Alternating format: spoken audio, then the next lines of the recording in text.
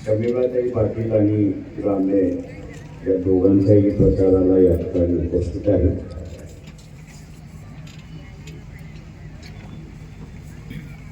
ही निवडणूक एकंदरीत आधी तरीची होत चालली अशी परिस्थिती आहे.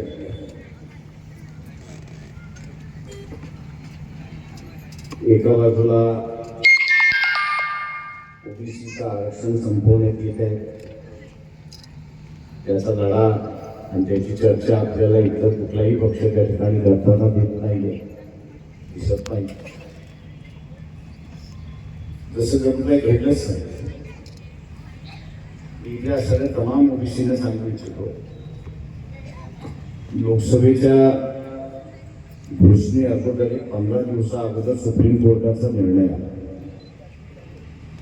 आणि हा सुप्रीम कोर्टाचा निर्णय असं म्हणतोय की महाराष्ट्र शासनाने स्थानिक स्वराज्याच्या निवडणुका घ्याव्या, पण घेत असताना ओबीसीला आरक्षण राहणार नाही अशी परिस्थिती.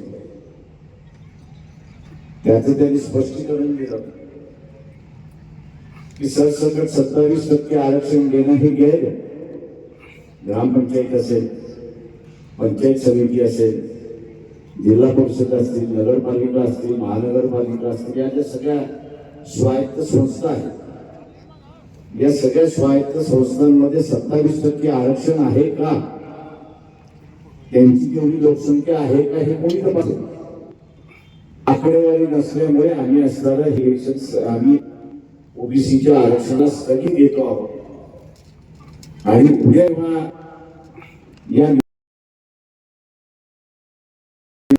ओबीसीच्या आरक्षणाच्या बिना होती हे आपण असणारा लक्षात.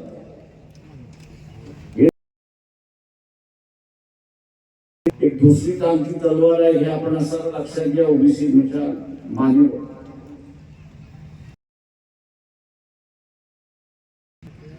विधानसभेच्या निवडणुका संपल्या की नवीन सभागृह गठीत होत आणि नवीन सभागृह गठीत झालं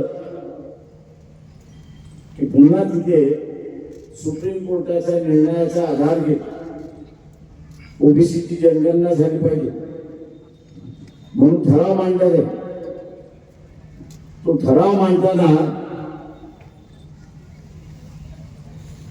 मांडताना तिथे अजून एक ठराव मांडला जाईल. तो म्हणजे सुप्रीम कोर्टाने ओबीसीचं स्थानिक स्वराज्याचं आरक्षण थांबवलं आहे, याचं कारण की टक्केवारी किती आहे याची माहिती नाही. आणि म्हणून ही विधानसभा सुद्धा उद्या शिक्षण क्षेत्रामध्ये आणि नोकऱ्यांमध्ये ओबीसीचं टक्केवारी किती आहे हे माहीत नसल्यामुळे हे सभागृह ओबीसीच्या आरक्षणाला स्थगन देते. एकदा टक्केवारी आली की पुन्हा आपण असताना सुरुवात. आपण बघत असाल की ओबीसीच्या आरक्षणाच्या संदर्भात भारतीय जनता पक्षाने सुप्रीम कोर्टामध्ये ऍफिडेव्हिट दाखल करून सांगितलं की आम्ही जात न्याय जनगणना घेऊ शकत नाही. जात न्याय जनगणना आम्ही घेणार नाही म्हणून सांगण्यात आलं. ऍफिडेव्हिट मार्फत सुप्रीम कोर्टात सांगितलं. काँग्रेसवाले सभेमध्ये म्हणतात नाही आम्ही घेऊ, आणि पण ज्या राज्यांमध्ये तुमचं सरकार आहे त्या राज्यांमध्ये तरी ओबीसीची जनगणना सुरुवात करा. बिहारमध्ये जसं नितीश कुमारने घेतली आणि ओबीसीची एवढी जनगणना सांगितली, तशा पद्धतीने काँग्रेसवाले त्या ठिकाणी करत नाही. मी त्या तमाम ओबीसींना असं आवाहन करतो, तमाम ओबीसींना इथे असं आवाहन करतो की काँग्रेस तुमच्या बाजूने नाहीये, भारतीय जनता पक्ष सुद्धा तुमच्या बाजूने नाहीये. आता त्यांचा नवा स्लोगन चालला, पटेंगे तो कटेंगे. तुम्ही जर आरक्षणाला वाचवलं असतं, भारतीय जनता पक्षाने आरक्षण वाचवलं असतं, तो ओबीसीला वेगळा मार्ग काढण्याची गरज नाही. आज ओबीसीला धमकवल्या जाते. काय धमकवल्या जाते? तुम्ही वेगळा मार्ग काढला तर तुम्हाला कापल्याशिवाय राहणार नाही. आणि बाबा कोण कापणार? हिंदीमध्ये स्लोगन दिलं म्हणजे मुसलमान कापणार असा त्याचा अंदाज त्या ठिकाणी केला जातो. आणि म्हणून माझं ओबीसीला आव्हान आहे,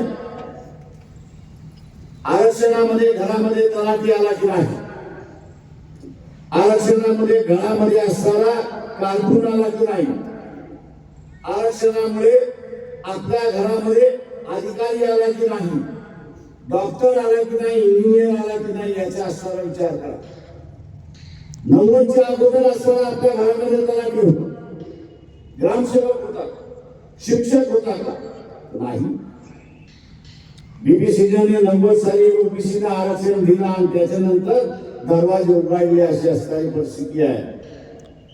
हे दरवाजे आपल्याला उघडेच ठेवायचे असतात,